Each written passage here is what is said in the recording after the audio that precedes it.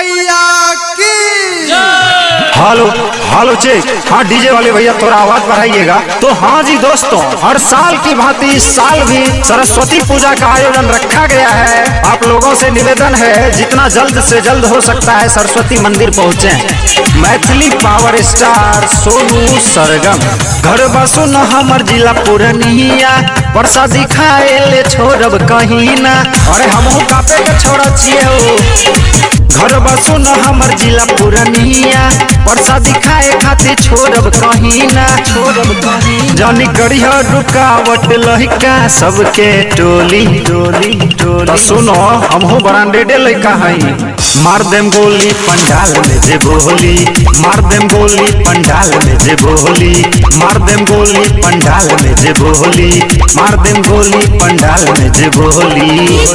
रे भाई सिंटू रे तनी आवाज कम करता। हाँ हेलो चेक। Hello hello. तो हाँ एक आवश्यक सूचना, माँ भगवती ग्रुप कांप के जितने भी सदस्य हैं अगर मेरी आवाज को सुन रहे हैं तो पंडाल के पीछे एक लड़का जो कि पूजा करने आई हुई लड़कियों को बार बार परेशान कर रहा है। शायद उसे पता नहीं है कि ये आयोजन मुखिया जी के द्वारा रखा गया है।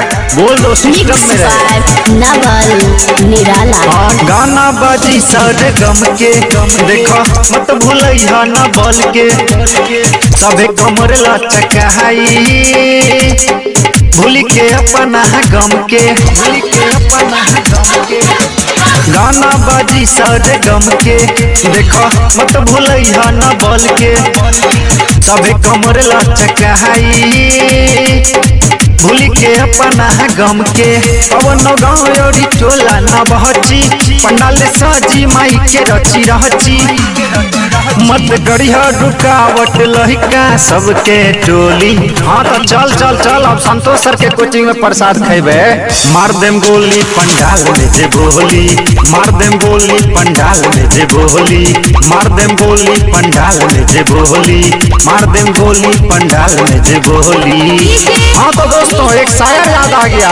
कहते हैं पायल की झनकार भी घुंघरू से कम नहीं, पायल की झनकार भी घुंघरू से कम नहीं। और माँ भगवती ग्रुप कांप के टीम को कोई फीका कर दे ऐसा किसी में दम नहीं।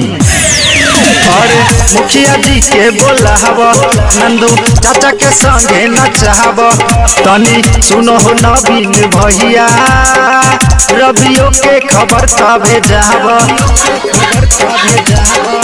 और मुखिया जी के बोला हवा नंदू चाचा के संगे न चाहब।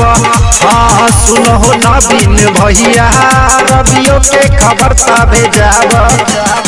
कवनो गाँव योरी टोला न बहची पंडाल सजी माई के रची रहची। मत गड़िया रुकावट लहिका सबके टोली।